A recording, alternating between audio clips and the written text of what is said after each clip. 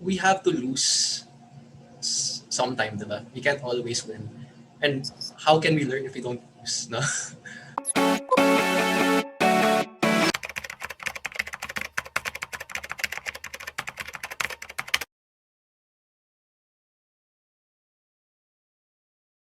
Good evening, RAWR Nation. I'm Richard Paglikawan, your host for tonight. And we have here one of ABS-CBN's newest recruit. We've seen him already in commercials. Please welcome Zach Castañeda. Hello, Zach. Woo! Hey guys, hello po. So, kumusta naman, Zach? Kumusta ang araw ngayon? Okay naman po. Yeah, I was a little busy kanina. So, yun, nandun pa rin yung energy ko. So, yeah, let's go. Before, matanong ko lang, before Sige entering po. showbiz, we're curious kung ano yung buhay ng isang Zach Castañeda. So, kumusta yung buhay mo before showbiz, Zach? Ano po, I was your typical regular high school student, going through classes, just like any normal student will go through. Pero back then, I was really focused on sports and specifically po football. Dati po kasi gusto ko maging professional football player ng Philippines. Those were one of my dreams, and yeah, me and my dad's dream. Kasi yung dad ko po mahilig rin football. Actually, he used to be part of the Philippine team back in the early 80s. Yeah, early 80s, mid 80s. So yun, my life was pretty simple. How I ended up becoming an actor is when I went through theater. I went to theater nung first year high school, very, very early high school, hanggang third year high school. And I noticed na, okay, this is my thing. I actually love acting. I've been actually thinking about acting for quite some time now dahil a lot of people back then, when I was like grade school, they would used to tell me, oh Zach, ba't hindi ka na sa GMA? Uy Zach, ba't hindi ka na sa ABS? Sayang naman yung itsura mo. Sinabi ko na, ay, di ko pa alam eh. Pero I was really focused on football nung time na yun. I never really thought of it until I went to my theater club. So yun, I was a typical student. And nakita namin na you did some acting na rin in the past sa GMA. So, kumusta naman yung unang salang mo sa acting and any memorable experience you can share? Sige po. I am very, very grateful that I went to GMA dahil they prepared me with anything. Kasi po, I went through acting workshops sa GMA. I also went through mga media workshops, different sorts of workshops. Pati po, Filipino workshop dahil, nung time na yun, pangit yung Tagalog ko nung time na yun.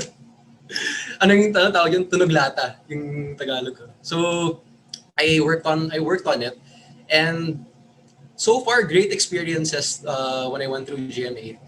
And my memorable experience was nung time na nag-host ako for AHA. Tsaka ano pa yun, we went to Subic, and I forgot, parang I was like yung Papa Nicky or something dahil we were showing bats to everyone. I was trying to explain this sort of bat. Basta ganun. And I dressed up as a vampire. Kaya po Papa Nicky. I dressed up as a vampire. So yeah, I think that's one of my most memorable experiences. Pero aside from that, my workshops through GMA was the most memorable. The most. Yun lang po. Paano mo nasabing most memorable? Ano yung mga ginawa mo during Man. those times? Oh man, grabe. It was like some sort of therapy session, honestly. Dahil it was a time na di ko pa na-unlock yung mga deepest and darkest memories, bad memories. Di ko pa na-unlock yun. And at that time, I had a mental breakdown.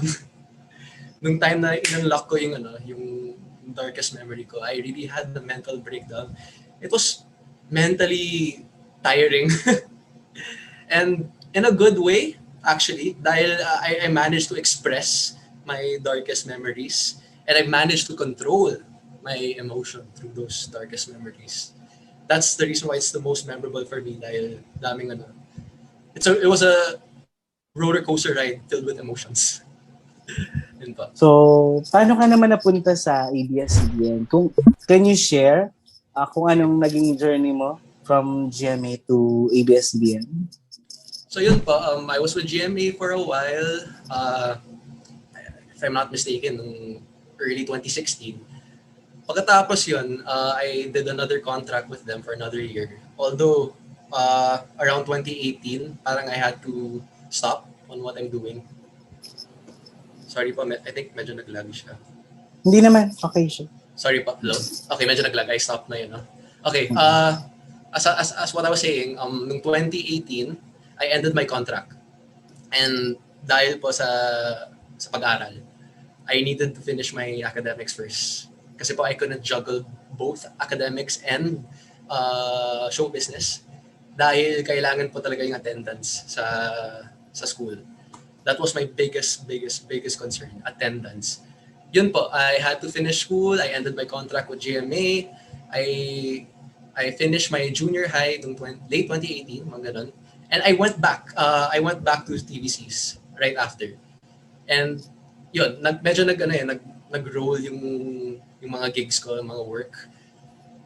I don't know why, actually. Maybe because parang well, I've managed to kind of perfect my acting in front of everyone, especially sa TVC. Kasi sa TVC po, kailangan po talaga maging theatrical most of the time. And I'm very theatrical most of the time. And yeah, yun po. After that, late 2018, I was doing TVCs, I was grinding a lot. And noong 2019, sinabi po ng stepmom ko, si Miss Rina Reyes, Zach, punta ka na sa Star Magic. Sinabi ko na, are you sure? Am I ready for that? Sinabi niya, yes, you are ready. And I was like, sige. I think I'm ready. Kasi this is what I actually really want. Even before I started GMA, I wanted to become an actor already. Yan po. And that's it. I've been with Star Magic since 2019. So, since you're part na ng kapamilya, so ano yung mga plans mo ngayon? So, you're still studying, right? Yes po. Homeschool. So, paano yung magiging parang hati ng schedule mo? Pasensya na po. Yes po, homeschool. Mm-hmm. Sorry po, what's the question? Medyo So, nag-lag. parang since part ka na ng kapamilya, so, kumusta naman yung mga plans mo ngayon? So, paano mo hahatiin yung schedule mo if ever magkaroon ka na ng project with ABS-CBN? Ano po, grabe. I'm gonna deal with major adjustments. I'm actually expecting it. Kasi hearing from my co-actors and actresses, hearing their experiences, uh, it actually, I've actually noticed na grabe yung schedule nila, sobrang hectic. And I think once I get my own project, I'm gonna start adjusting by then. Ngayon po, I've been having work here and there. Even yung mga work na, mga unexpected works here and there, I get really, parang nagugulat ako. Like, oh, paano to? I have this on my schedule, I have that. That's why I've trained myself to sleep early and wake up early. I think that really helped me dahil I'm a fitness enthusiast. So I try to at least work out. Kasi po I've noticed if I don't work out before starting the day, parang nawawala yung energy ko. I've noticed. So, yun, early bird gets the worm. I do my stuff early. I really wake up around mga 6 a.m. Usually mga 5:30 nga kasi my alarm goes off around 6. So yun, really wake up early. I think that will be my number one priority in order for me to fix the schedules, no? And kumusta naman tong new normal sa'yo? Kasi even mga auditions via Zoom na, even yung ibang mga events like ngayon, yung press con ngayon via Zoom na. So, paano ka nag-a-adjust?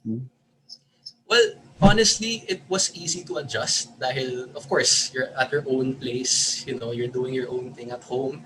Although, my biggest concern, I've noticed, uh, is doing it face-to-face with the producers. Like, let's say, may audition ka of something. Kasi, honestly speaking po, iba talaga kapag face to face. Once you're there in front of everyone physically, you can literally feel yung energy, yung mga vibes nila and stuff like that. You can literally feel everything if you're doing it face to face. I think that's my biggest concern for newer artists probably.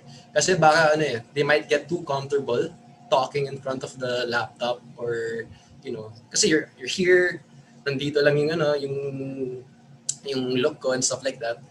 It's really different po. So I suggest na hopefully until everyone's vaccinated, we can have more face-to-face classes, face-to-face auditions. Kailangan talaga po. And since you're still new, we want you to answer these slumbook questions. Nag-answer ka na ba before ng mga ganitong questions? I actually did po. Yeah. Pretty recently. It's a high school thing, right? Oo nga po eh. I actually like this. Nickname, Zach. date and place of birth. Manila, Philippines. November 22, 1999. Zodiac sign. I am half Saggy, half Scorpio, but I think I am Sagittarius.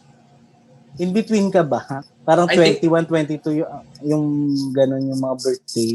I actually searched it nga po eh. Parang I'm in between Saggy and Scorpio. It's funny. Pero when I asked my friend na he knows yung mga zodiac signs and whatnot, sabi daw Sagittarius daw ako. So, okay. So, yeah, Sagittarius. Sagittarius tayo. Sagittarius. And describe yourself. Very lang. Energetic. Period. Ambition. Ambition is to become the best actor. Languages spoken. Tagalog, Tagalog, English. I'm studying Spanish right now. So hopefully I can learn, I can speak Spanish in front of everyone. And yeah, yun lang po. What's your favorite color? Blue. You have not noticed. Blue. Music genre. Hirap yun. I like any kind of genre. Pero as of now, I'm listening to R&B. Right now I'm listening to R&B. TV show. Favorite TV show? Breaking Bad. Movie. Favorite movie? Ito. Godfather. Okay na yan. Book. Favorite book? I would say the Tom Clancy series. If you guys don't know that, mahilig ako sa Tom Clancy. Game. Oh, favorite game. Anong klaseng game sa mga console? Pwedeng online, pwedeng... Yeah. Dami kasi. Game? Valorant. Anime. Anime? Wait lang. Mahirap to. Shucks. I'm gonna say it. Demon Slayer. Pero I have a lot of favorites pa. Okay. Food. Steak. Do you have pet? We have cats, pero our dog not recently, pero our dog died noong 2016. Old age. Wala pang kapalit yung dog mo. Wala pa. Parang we don't have the responsibility. What superpower would you like to have? I want to teleport. I want teleportation. Para dun na ako. I don't need to drive or anything. What is your best quality? My best quality? For some reason, whenever I cram, I work better. So when I'm under pressure, I work better. Oh. Yan po yung one of the biggest qualities. So eto na lang. For showbiz naman to. So random questions. Who's your showbiz crush? Catherine Bernardo. Hello po. Anong unang-unang bagay na binili mo from your first paycheck sa showbiz? Or yung paggawa mo ng commercial? One of the first things that I bought with my own money was my guitar. Ito po yun. It's still old and it's still brand new. I've taken care of it. Kanino ka pinaka-starstruck sa showbiz? Billy Crawford. I've noticed, kasi po I've met Billy Crawford through my best friend. Dahil po yung best friend ko po, pinsan niya po ni Colleen Garcia. And I've met Billy through him. And the first time I've met Billy, I was literally starstruck. Kasi, this was first year high school. And I met him, he was there. I was like, wow, parang may aura yung mga, yung mga actors for some reason. I don't know why. Pero parang may aura sila. Yun. Your most embarrassing moment? When I was super torpe and I couldn't ask this girl out on a date in second year high school. Sorry. When's the last time na pinagalitan ka ng parents mo and why? Tagal na po. There's this one time, I think this was in late 2019. Parang I kept going to my friend's place. Dahil may kotse na ako, I'm a little independent. Pero my dad still hates it na I don't message. So yun. Longest take sa mga shooting ng mga scenes. What happened? Longest takes? Oo. Like what's the longest take I've ever, Yes. I've ever Nakailang take yung pinakamatagal mo? Oh my gosh. Okay, this is back in my TVC days. I had a globe shoot. Ano pa to This is whole day. So we started around call time was 4 p.m. Pero night shoot pa siya. So we ended around 5 a.m. or so. 6 a.m. After that, I had another shoot for Double Mint. And buti lang, malapit lang yung shoot location. Dahil yung call time ko pa mga 7:30 a.m. around 8 a.m. So wala pa akong tulog yung time na yun. I went straight to that shoot and I was literally a zombie. Yung time so, pero sipag mo mag-audition, no? Yeah. Kailangan talaga. I remember back then na I never really, or rather, I don't, parang di nakikita yung energy sa mga pang-audition ko. And that was the time na I wasn't getting anything. Pero once I started to really work hard and I gave my 101% in any audition that I did, yun, nag-steamroll pa yung work ko. So it's really hard work and dedication. You really have to focus. Pero paano naman yung feeling mo kapag, alam mo yun, syempre hindi lahat yes. How about yung mga times na may no? Okay lang. Paano mo siya tinitake and paano mo parang kino-condition yung sarili mo to try syempre there's another day for you to try. We have to lose sometime, diba? We can't always win. And how can we learn if we don't lose, no? We can never learn if we don't lose, at least once in our lifetime. And yun, the only thing that I can say to those people that don't get accepted, do not worry. Dahil usually the reason why you don't get accepted most of the time is peg. And sometimes the producers, they look for another type of look. If you catch my drift, parang they're really trying to look for a specific type of look talaga. Like they're really keen on the specific types. And I've met and battled a lot of battled people through auditions. And it's usually that's the case usually. It's the peg. Kasi a lot of people that I've met, magaling sila umarte and stuff like that. They can really project in front of the camera. Pero again, at the end of the day, it's always peg. Like they're gonna be specific with how you look for that commercial. So what's your biggest pet peeve? My biggest pet peeve is people that don't use their signal lights. Hindi sila nagsasenyas whenever they switch lanes. Oh my God, I hate that. Sorry po. I really hate that. Wait lang po, I think naglag. Okay, medyo naglag siya. Sorry. Basta I really hate that and that will be my number one pet peeve. And what is the dumbest way you've been injured? I wouldn't say dumbest way kasi I think it's human error. Pero I was walking down the stairs and all of a sudden medyo nag-jolt yung knee ko. And whenever I feel that kind of feeling, usually takes me back to my football days. Kasi in football, whenever you feel that feeling na nag-jolt yung knees mo, tsaka medyo nagpa-pain siya, that's actually a bad thing. And for some reason, it's the most stupid way to get injured is by just by stepping downstairs lang. And then all of a sudden, gumanon yung knees ko. Parang nag-jolt yung knees ko. Yeah. Do you have weirdest fact about you? Weirdest Or facts? things you do na feeling mo weird sa ibang tao? Well, I don't know if this is weird, pero I usually talk to myself whenever I don't know if it's weird. I think some people do this. Even if not, most people do this in front of the mirrors. Because I usually tell myself subconsciously. Sometimes I speak it out on stuff that I need to do. Sometimes when I get a little irritated, parang in order for me to calm myself is to really talk.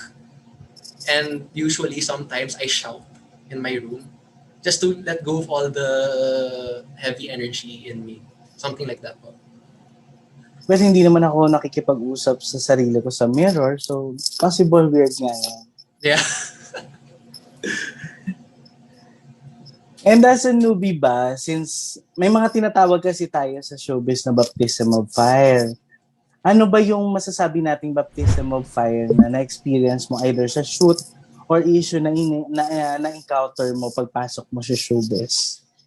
Uh, well, I think when I met mga, mga co-actors and actresses ko, I think meeting them kind of boosted me up in terms of like on how I can perform. It's also a big confidence boost kasi parang in my mind I'm thinking like okay, we're all under the same boat, so we're all doing this parang we're all in it together in a way, and that gives me an extra boost of confidence.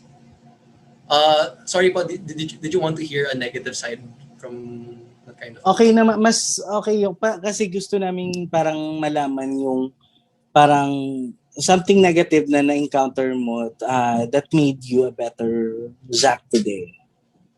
sorry po, sige y- okay, during my TVC days, I'm very keen on time management. Alam mo naman yung mga Filipino time that people would always say and stuff like that. Oh my God. I was literally, I was there because us artists, we have to be there an hour before and stuff like that.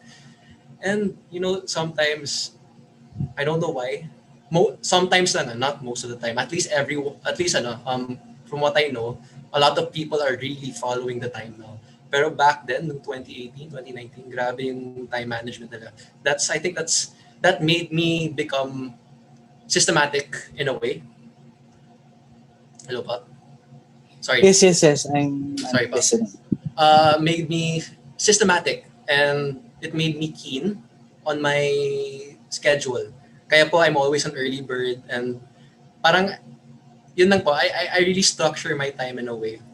Pero I know in the future, I will be dealing more of those stuff. Pero as of now, I know na it's okay, basta I'll just be there on time. If not, be there an hour before. Okay na yun. I'll focus on my time na. Curious lang ako, during those, siyempre hindi naman lahat ng pagkakataon you're okay. So, ano na yung ginagawa mo sa yung mga parang pastime or something na ginagawa mo during those times na you're not okay? Okay. I either go for a walk. This sounds a little cliche. That's the reason why I work out. Para usually kasi whenever I work out, nawawala yung mga negative energy ko, negative vibes. And I usually work out when I feel really, really irritated. Kahit mag-jump rope lang ako or something. Just anything physical. And me hanging out with my friends. Kasi po, me and my friends in the South, we usually play basketball. That's really one big thing that takes away all my anything negative, even mga past negativity and stuff like that. Maalis sila whenever I play basketball. Or play with my friends in general, being with company. Yeah. Pero matanong ko lang, since nasa ABS ka na, sino yung mga gusto mong maging friends and kung sino yung mga gusto mo makatrabaho among kapamilya stars? Oh my gosh, Coco Martin, hello, hi. I'm here, Coco Martin. Idol ko pa si Coco Martin, and I really hope I can meet him in the future. I used to watch him before, back when I was a puny child pa. And sorry, naglalag kasi po. Okay, Okay to naman sa continue. akin. Sige po. To continue, Coco Martin, and the reason why I want to work with Coco Martin, dahil po, I want to do action films in the future. I know that's gonna come. I know. Pero aside from action films, mahilig rin po ako rom-com or any sort of genre. You name it. I'll do it. Basta hopefully in the future, action film. I can match my energy through action films, honestly. Pero alam mo, may friend kaming pinakitaan ng mga pictures mo sa Instagram. So sabi ko, ano yung parang tingin mo dito sa guy na to? Kung hindi mo siya kilala. At sabi nila, parang ang kulit niya kasi yung mga picture mo, hindi yung usual na posting sa Instagram. Talaga Personally, yun ba talaga si Zach? Uh, uh, yes. And I'm actually gonna improve my Instagram soon. Kasi back then kasi I wasn't improving it. Pero once I've entered Star Magic, I've noticed na medyo iwi yung social media ko. Although through social media, I don't want my pictures to be this and that, na classy and stuff like that. Parang I want to show my kulit side. Kasi honestly, I'm actually very kulit. And I'm very outspoken, I guess. That's the right term. Energetic in general. Parang may sort of ADD or something. But I'm very energetic. And I really portray that in any scene that I do very well. I think that's one of the biggest assets for me. So yun po, I'm just an energetic guy, and I think, yes, that's me when you see Instagram.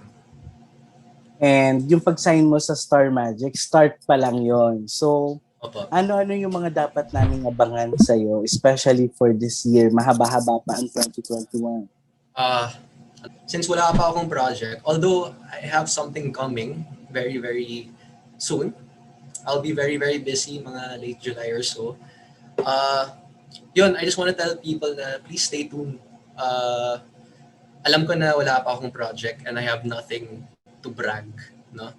Kasi, when I look at my co-actors and actresses, parang medyo na, I get a little sad dahil they have something to show to the people na, like with their movies, their shows, something.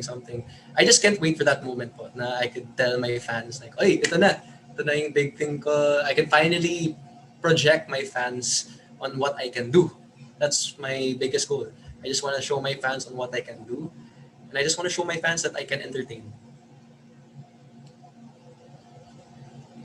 Aside sa acting, ano pa yung yung gusto mong parang i-improve sa'yo? Especially there's Star Magic workshops. Ano-ano pa yung mga plan mong pasukin? Singing lessons. I'm actually taking singing lessons right now. And I'm gonna do my guitar lessons again. Tumigil po ako Tumigil ako mga third year high school around that time. Pero I started around second year. And yun, I wanna get back to my guitaring. Dahil po, that's a very big asset. And I wanna improve my singing. Yan po. Ayun. Thank you for the time, Zach.